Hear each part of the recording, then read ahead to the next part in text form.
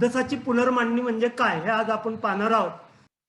कधी कधी असं होतं की आपण सहलीला चाललोय, आपली बॅग भरलेली आहे, बॅग मध्ये सुई, छोटीशी बारीक सुई आहे आपल्या जवळ आहे, पण आपल्या पायात काटा मोडलाय, पण ऐन टायमाला ती सुई आपल्याला सापडत नाहीये आणि आपण तसंच पाय खरडत खरडत पुढे जात राहतो. जर असं का घडतं? कारण आपण ती बॅग भरताना विचारपूर्वक भरलेली नाही नसते. तसंच अभ्यासाचं आहे. अभ्यास करत असताना पाठांतर, घोकमपट्टी भरपूर केली जाते आणि आपल्या डोक्याच्या स्मरणाच्या पिशवीमध्ये आपण काय करतो? नुसतं भरत राहतो, भरत राहतो, भरत राहतो आणि ती स्मरणाची पिशवी भरल्यानंतर त्याच्या बाहेर ते फेकलं जातं, एवढा आपण अभ्यास करतो. आणि आपण काय करतो? आता परीक्षा जवळ आल्या, परीक्षेच्या हॉलमध्ये आपला जोरात दमात जातो की आता मी एवढं वाचलंय, मी एवढा अभ्यास केलाय, एवढं हे झालंय, आता मी छानपैकी पेपर लिहीन. पण तो आपला आत्मविश्वास पोकळ असतो. तिथं गेल्यानंतर आपल्याला हे काही आठवत नाही आणि आपली गडबड होते. तर अशी गडबड होऊ नये म्हणून अभ्यासाची पुनर्मांडणी आपल्याला करायला लागते. आता पुनर्मांडणी म्हणजे काय रे बाळांनो?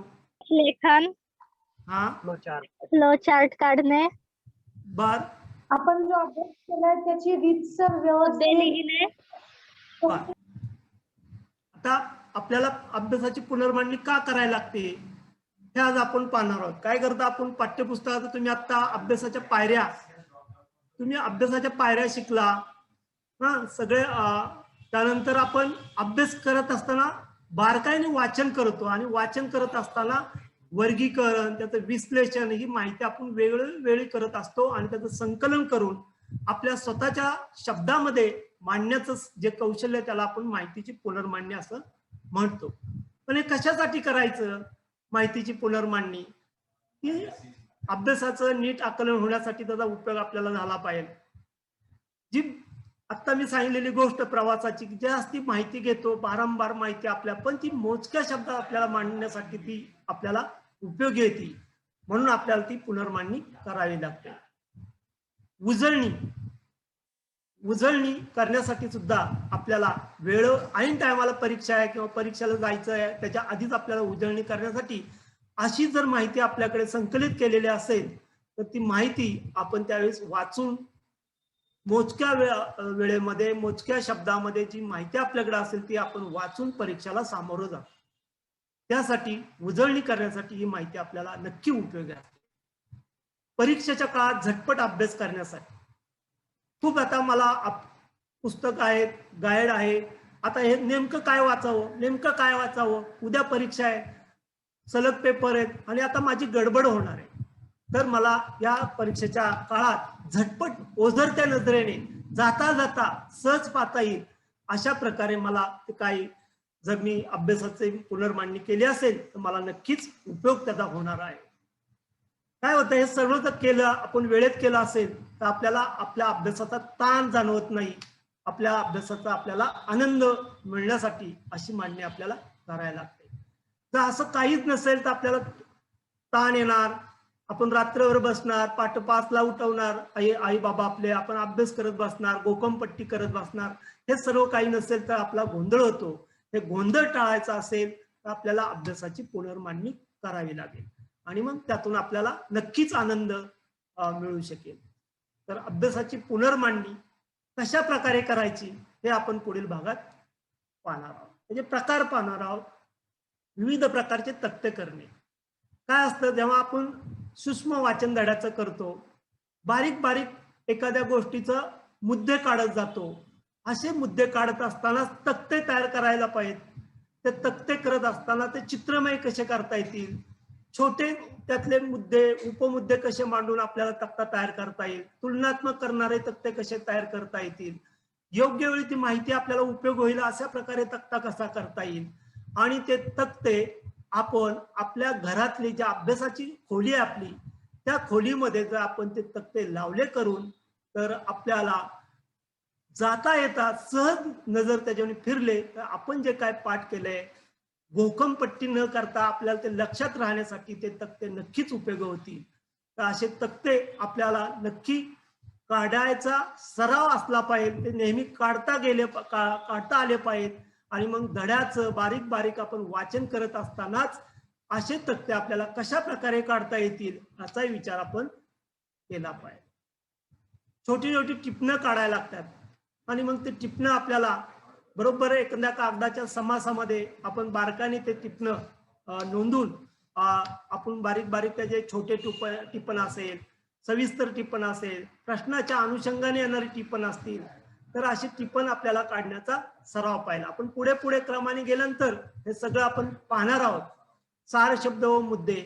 सार शब्द म्हणजे महत्वाचे शब्द, मोजके शब्द. ते शब्द आपल्याला प्रश्नांची उत्तरं लिहिताना नक्की उपयोगी येतील असे सार शब्द आपल्याला काढायचा एक सराव असला पाहिजे. आणि सार शब्द काढले असतील तर आपल्याला अभ्यासाचा ताण नक्कीच आपला कमी होईल. माहितीचे वर्गीकरण करून ती गटशः एकत्र करणे.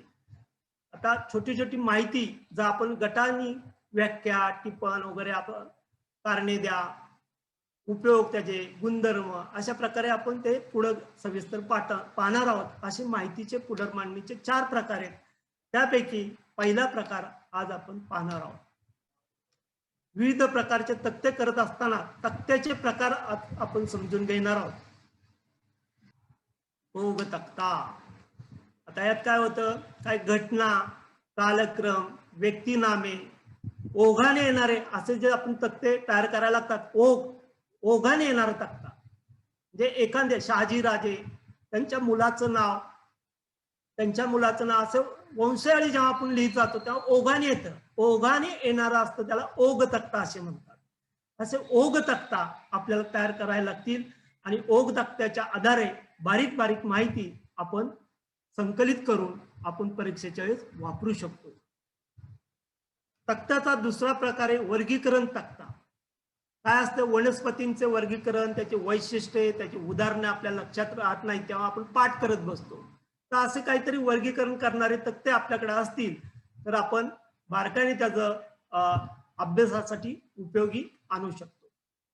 पुढे आपण एक एक तक्ता समजून घेणार आहोत सविस्तर.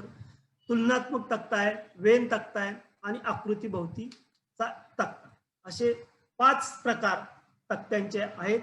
त्यापैकी आपण बघणार आहोत सुरुवातीचा ओघ तक्ता.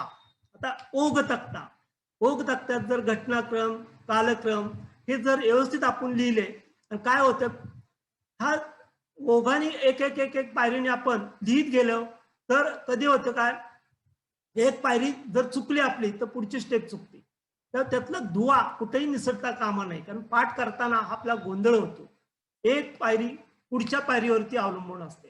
त्यामुळे पायरी प्रत्येक पायरीचा असं चौकोन करून आपण ओघाने जर माहिती मांडली तर आपले ती लक्षात राहण्याला खूप सोपे जाते. म्हणजे वर्गीकरण तक्त्याचा प्रश्न घेतला तर मंदिर स्थापत्य शैलीचा इतिहास असेल, मंदिराची वैशिष्ट्य असतील, त्या अशी उदाहरणं कुठे आहेत. तर अशा मंदिर शैलीचा अभ्यास करताना आपल्याला वर्गीकरण त्या मंदिराच्या वैशिष्ट्यानुसार आपल्याला करता येतं. वनस्पतीचं मी मगाशी सांगितलं, जसं वनस्पतीचं थायोबायटा नववीला होतं तुम्हाला आणि ब्रायोबायटा, त्यांचं वैशिष्ट्य, त्यांची उदाहरणं, त्यांचं कुठं सापडतात ते, त्यांचं वैशिष्ट्य काय, अशा बारीक बारीक प्रकारे वर्गीकरण तक्ता आपल्याला करता येऊ शकतो. तुलनात्मक तक्ता सुद्धा आपल्याला एक नमुना तक्ता आता आपल्याकडे वर्गीकरणाचा आहे. आपल्याला उजव्या हाताचा आणि डाव्या हाताचा नेम आपण पाठ करत बसतो. जर ह्या तक्त्याच्या आधारे जर आपण डाव्या हाताचा आणि उजव्या हाताचा नेम जर लक्षात घेतला तर विद्युत वाहकाचे बल, विद्युत वाहकाची दिशा, चुंबकीय क्षेत्राची दिशा, हा डाव्या हाताचा नेम, असं या प्रकारे आपल्याला वर्गीकरण करता येईल. आणि दुसऱ्या प्रकारे उजव्या हाताचा नेमाचं सुद्धा आपल्याकडे गती आणि चुंबकीय क्षेत्राची दिशा, विद्युत वाहकाची परावर्तित विद्युत धारेची दिशा. जर आपण नुसतं नेम पाठ केलं करत गेलो की डाव्या हाताच्या अंगठा, मधलं बोट, तर्जनी, अमुक अमुक असं करत गेलो आणि तर ते आपल्याला आठवत नाही. जर अशा प्रकारे आपण वर्गवर्गी करत गेलो तर आपल्याला ते लक्षात राहायला जास्त सोपं जातं. असं वर्गीकरण आपल्याला काय काय करता येईल, कशाचं करता येईल. म्हणजे राजकीय पक्षांचा इतिहास असेल तर त्या कधी राजकीय पक्षांचा इतिहास कसा आपल्याला मांडता येईल वर्गीकरण पद्धतीने. वनस्पतींचं आता मी बोललो की त्यांचे वैशिष्ट्य असतील, त्यांचे गुणधर्म असतील, त्यांच्या अनेक उदाहरणं असतील, असे स्टेप बाय स्टेप आपल्याला वर्गीकरण त्याचं करून असे तक्ते आपल्या डोळ्यासमोर नजरेसमोर असेल तर आपण ही बारकाईने माहिती परीक्षेच्या काळात जाताना नक्कीच आपण लक्षात ठेवू शकतो. नाहीतर आपण येणार ते नेम पाठ करणार आणि ऐन टायमाला परीक्षेच्या तिथे गेलं तर नेम किंवा ती व्याख्या आपल्याला काही आठवत नाही आणि आपण पुन्हा पुन्हा आठवण्याचा प्रयत्न करतो. जर त्यातले महत्वाचे पॉइंट आपल्या समोर असतील तर आपण ते वर्गीकरण व्यवस्थित प्रकारे करू शकतो. अजून एक ओक तक्त्याचा नमुना आहे, दादा पुढचा दाखवता. आता इतिहास लेखनाचे टप्पे, 10वीला आपल्याला इतिहास लेखनाचे टप्पे मांडताना त्याची क्रमाने जसं एक टप्पा वाचल्यानंतर पुढचा टप्पा त्याची साखळी कशी कशी पुढे गेलेली आहे. एक साखळी तुटली, आपण जर पाठ केलं तर ऐन टायमाला काय होते, गडबड होते. तर पाठ न करता ही साखळी आपण योग्य लक्षात ठेवली, आता क्रम लक्षात ठेवला तर आपल्याला ओक तक्त्याच्या आधारे आपण बरीचशी माहिती तक्त्याच्या आधारे सुद्धा लिहू शकतो पेपरमध्ये. नाहीतर ऐन टायमाला असे तक्ते आपल्याकडे कसे काढायचे, तक्ते किती प्रकारे काढायला लागतात हे पुढच्या तासात आपण शिकणारच आहोत. हे ऐतिहासिक माहितीचे संकलन करणे, माहितीचे संदर्भ तपासणे, त्यावरती खाली बघा पुढचे स्टेप आले, माहितीचे तोलनाने विश्लेषण करणे, इतिहासाच्या साधनांचे चिकित्सक संशोधन करणे, ऐतिहासिक संदर्भाशी निगडीत योग्य प्रश्नांची मांडणी करणे आणि संभाव्य परिकल्पनांची व सिद्धांतांची मांडणी करणे.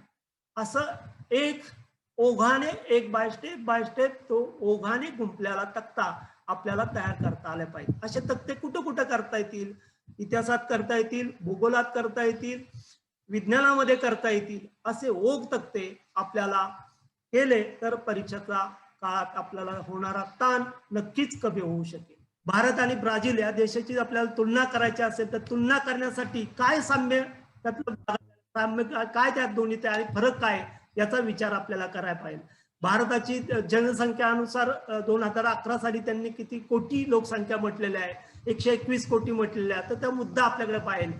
आणि 2010 साली ब्राझीलची लोकसंख्या किती होती, ती 21 कोटी होती.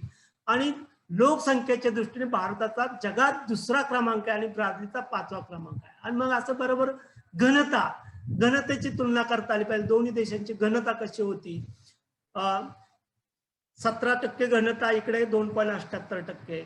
त्यानंतर त्यातला लोकसंख्येचं वितरण कसं आहे असा उपमुद्दा आपल्याला तुलनेसाठी करता आला पाहिजे. असमान वितरण असेल तर असमान वितरण आहे, इकडे तुरळक आहे का, असे बारीक बारीक तुलनात्मक तक्ते आपण जर तयार केले तर आपल्याला त्या दोन देशांची तुलना, टुंड्रा प्रदेश, तैगा प्रदेश यांची तुलना करायची असेल, पर्जन्य असेल, हवामान असेल, त्यांची वैशिष्ट्य असतील, इथलं प्राणी जीवन असेल, असे तुलना करणारे जे तक्ते आपल्याकडे त्या विषयांचे आपण तयार केले तर ते तुलनात्मक तक्ते सुद्धा आपल्याला अभ्यासाच्या दृष्टीने खूप चांगल्या प्रकारे त्याचा वापर करू शकतो. वेन तक्ता मगाशी म्हटले 2 किंवा 3 गोष्टी आपल्याला दाखवायच्या असतील तर 3 सर्कल आपण काढू शकतो. ज्यात साम्य सारखा पण आहे तो छेदणाऱ्या 2 वर्तुळामध्ये आपण तो भाग घेऊ शकतो आणि जिथं फरक आहे तो वर्तुळाच्या त्या बाजूला आपण दाखवू शकतो. अशा प्रकारे वेन तक्ता सुद्धा आपल्याला तयार करता आला पाहिजे. आकृती भोवती गुंपलेला तक्ता असतो. मगाशी मी सांगितलं की कार्बन डायऑक्साईडचा वायू किंवा 144 पानावरती आता 9वीला अशी आकृती आपल्याकडे आहे आता. मग त्या आकृती भोवती गुंपलेला तक्ता, आकृती मध्यभागी आहे. मग आकृतीमध्ये भौतिक गुणधर्म आहेत, रासायनिक गुणधर्म, त्या आकृतीचा आपल्याला उपयोग काय काय कसे कसे मांडता येतील अशा प्रकारे उपयोग त्या ठिकाणी आपल्याला मांडता आले पाहिजे. भौतिक गुणधर्माला त्याला चव नाही, वास नाही, रंग नाहीये, हवेपेक्षा जड आहे, पाण्यात अल्प प्रमाणात वितळतो वगैरे वगैरे.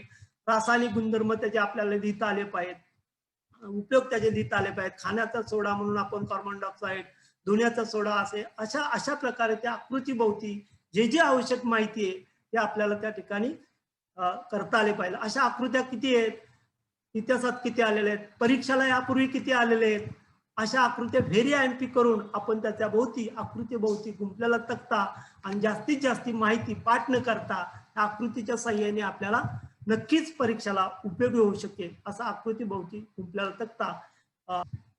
इथे माहितीचे वेगवेगळ्या गटात वर्गीकरण करणे. आता व्याख्या असतात, बऱ्याचशा व्याख्या आपण विषयानुसार म्हणजे भाषा, गणित, विज्ञान, इतिहास, भूगोल या प्रत्येक विषयात व्याख्या, तत्व, नेम कुठं ना कुठं तरी हे आलेले असतात. मग त्याचं काय करायचं?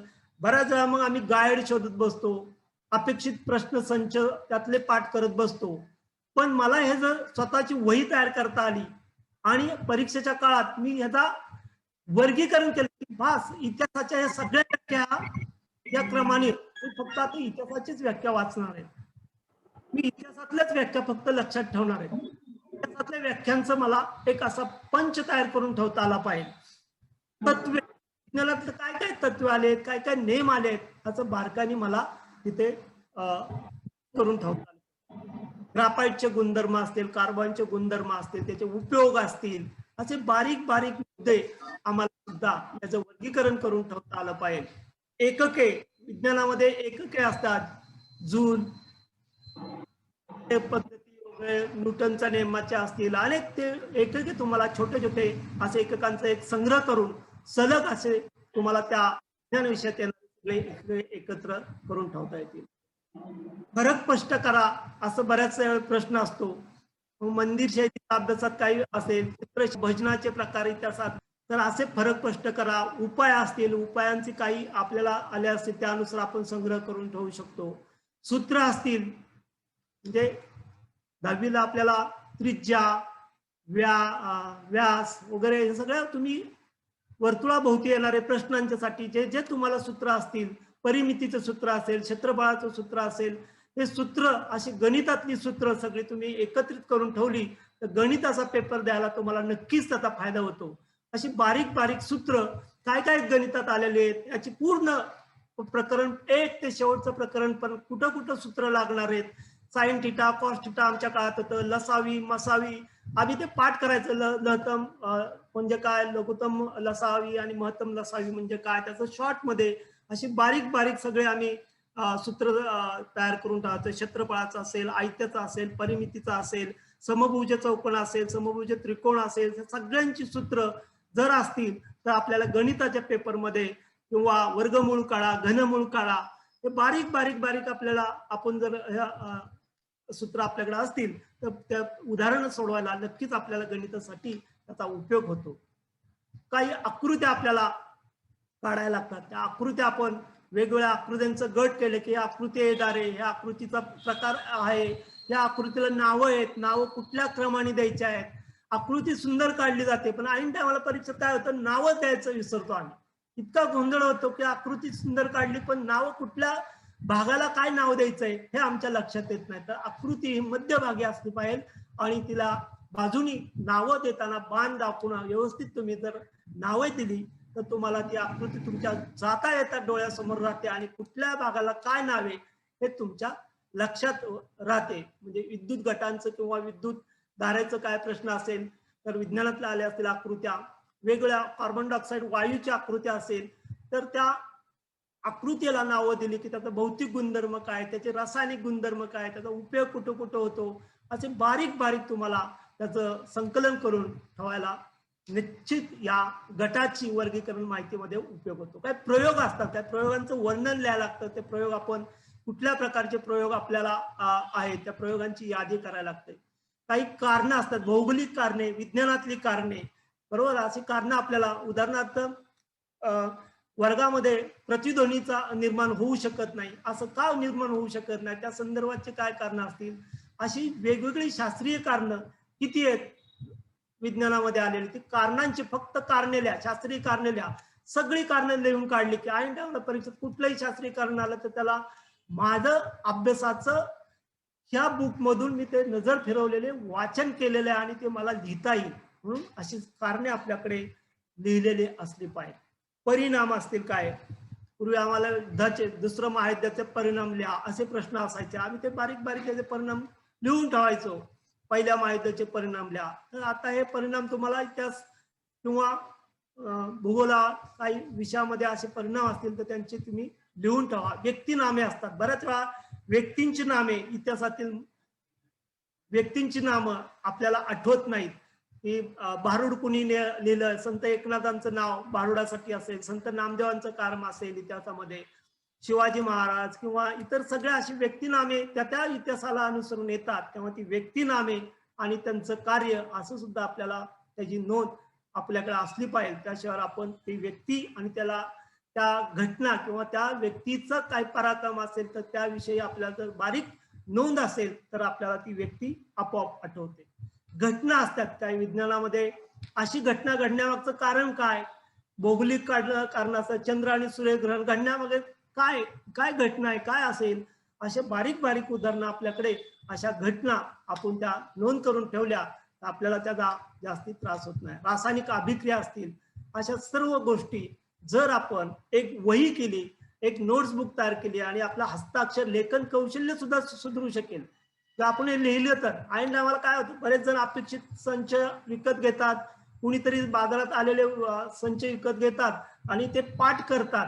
जर हे स्वतः आपण तयार केलं, आपण स्वतःच्या हस्ताक्षरात लिहिलं तर हे परीक्षेच्या काळात आपण नक्कीच चांगल्या प्रकारे गुणवत्ता यादीत येऊ शकू असं मला तरी वाटतंय. तर माहितीचे वेगवेगळ्या गटात वर्गीकरण करता आलं पाहिजे आपल्याला, आणि अशी पंच किंवा अशा वह्या आपल्याकडे तयार असतील तर त्या त्या विषयाच्या पेपरला जाण्याआधी आपण यातून नजर फिरवली तर नक्कीच आपल्याला हे सर्व लक्षात राहू शकेल आणि आपला अभ्यासाचाही ताण आपला बऱ्यापैकी कमी होईल.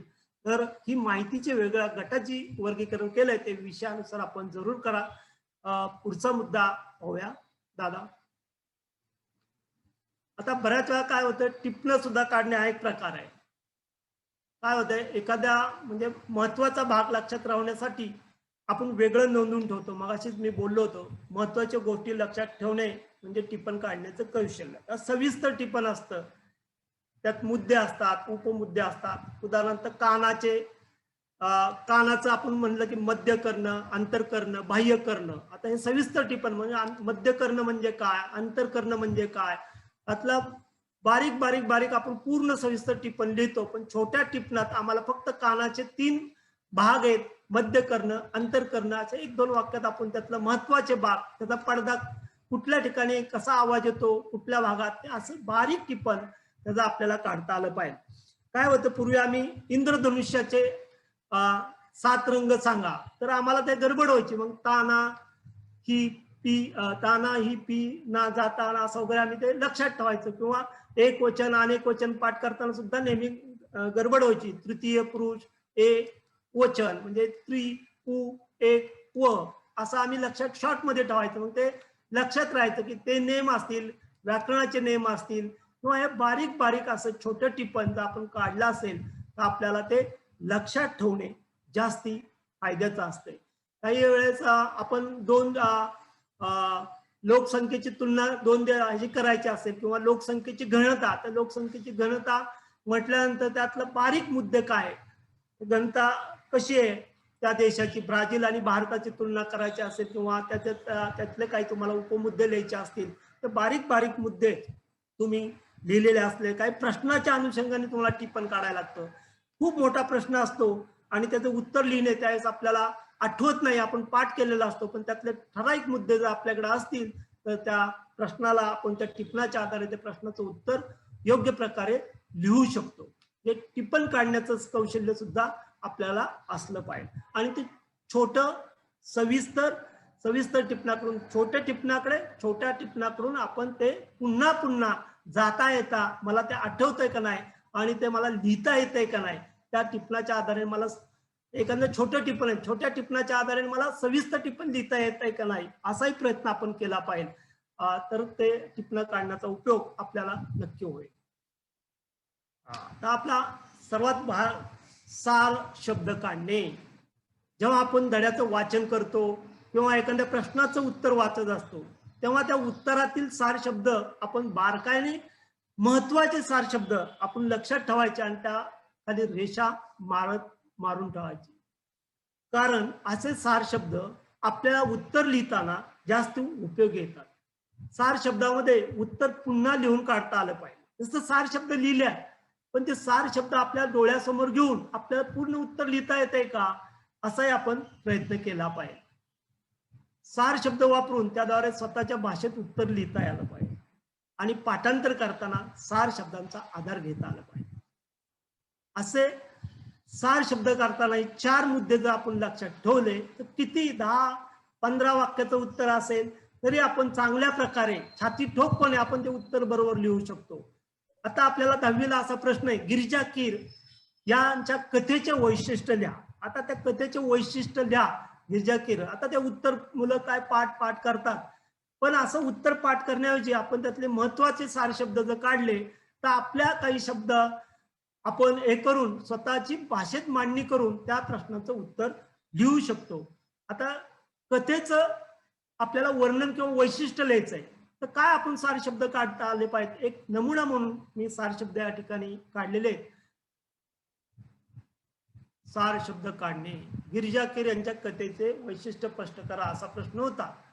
आता मी खूप असं लिहिलं की बालकांसाठी साहित्य निर्मिती हा महत्वाचा. त्यांनी काय केलं तर बालकांसाठी साहित्य निर्मिती केली. मी आता लिहित बसणार गिरिजा कीर यांनी बालकांसाठी साहित्य निर्मिती केली आणि असं अनेक वाक्य मी लिहित बसलो आणि ते पाठ करत लिहिलो तर परीक्षेच्या वेळेस मला ते पूर्ण उत्तर 10 ते 15 वाक्यात लिहिता येणार नाही. त्यासाठी त्या उत्तरातले नेमके भाग काय, त्या उत्तरातले नेमका मुद्दा काय आणि ते लिहिल्यानंतर माझा बरोबर उत्तर येईल आणि मला त्या उत्तराला पैकीच्या पैकी गुण कसे मिळतील यासाठी मला सार शब्द काढण्याचं कौशल्य असले पाहिजे.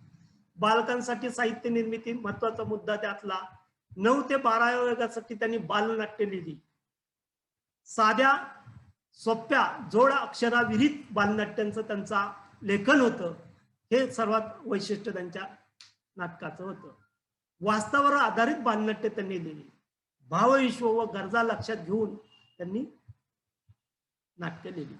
चित्रदर्शी शैली हे त्यांच्या नाटकाचं सर्वात प्रभावी असं एक वैशिष्ट्य होतं आणि त्यांची नाटकं पाहत असताना जिवंतपणा, त्या नाटकात समोर बसलेल्या व्यक्तीला जिवंतपणा, प्रेक्षकांना खेळून ठेवणे अशा प्रकारची त्यांची नाटकं होती. आता हे 5-7 मुद्दे जर माझ्यासमोर असतील तर मी ते गिरिजा कीर यांच्या कथेचं वैशिष्ट्य लिहिताना हे सारे शब्द मी जाता येता वाचले, मला हे सारे शब्द लक्षात राहिले तर मी हे सहज त्या प्रश्नाचं उत्तर चांगल्या प्रकारे लिहू. जर हे मुद्दे सारे शब्द आपल्याकडे त्या उत्तरात असतील तर आपण 100% त्या प्रश्नाचं उत्तर छानपैकी लिहू शकतो. तर 10वीच्या मुलांना विशेषतः हा गिरिजा कीर यांचा एक पाठ आहे आणि त्यांच्या कथेचे वैशिष्ट्य लिहिताना हे मुद्दे तुम्ही जरूर लक्षात ठेवा. आता इतिहासामध्ये सुद्धा असं होतं की काही वर्षापूर्वीची संस्कृतीचा असते, 4500 वर्षापूर्वीची संस्कृती, तिथली रूढी परंपरा, म्हणजे त्यातलं कुठलं संग्रहालय त्या काळात होतं. इतिहासात बघा, ह्या तुमचा 10वीचा इतिहास खूप सोपा आहे, खूप परिभाषा पण सोपी आहे की जे आपल्या भारतातली किंवा महाराष्ट्रातल्या काही अशा घडलेला इतिहास त्यामध्ये आलेला, त्यामुळे तो लक्षात ठेवणे सहज सोपं आहे. त्यामुळे पूर्ण उत्तर पाठ न करता ती त्या इतिहासातल्या महत्वाच्या घटना, त्यातला महत्वाचा सार, कोणी ग्रंथालयाची निर्मिती केली, किती साली केली आणि तिथली रूढी आणि परंपरेचं वैशिष्ट्य काय होतं, असे बारीक बारीक सार शब्द जर काढले तर आपल्याला ते उत्तर इतिहासाचं सुद्धा लिहिण्यासाठी खूप मोठा मदत होऊ शकते. नाही तर आपण त्या सार शब्द जर नसतील तर आपण ते पाठ केलं तर आठवत परत इतिहासात सुद्धा आपल्याला तीच भाषेप्रमाणे अडचण होऊ शकते की मी एवढं पाठ केलं, माझ्याकडे ते होतं सगळं वर्णन आणि मग मला लिहिता आलं नाहीये. हडप्पा संस्कृतीचं वर्णन मी केलेलं होतं पण मला लिहिता आलं नाही. हडप्पा संस्कृतीचं वैशिष्ट्य काय हे जर मला सार शब्द काढले असते तर मी लिहू शकतो.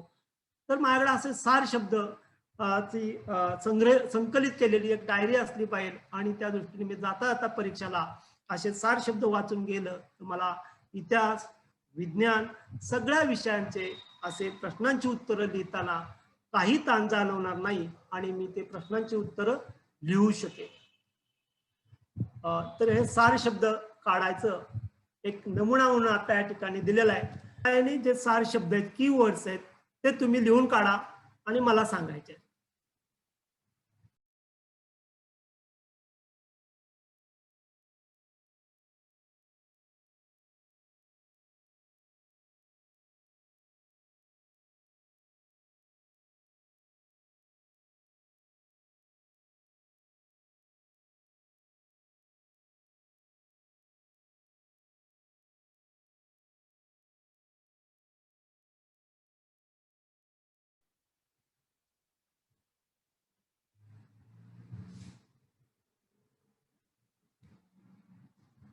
समजलं का?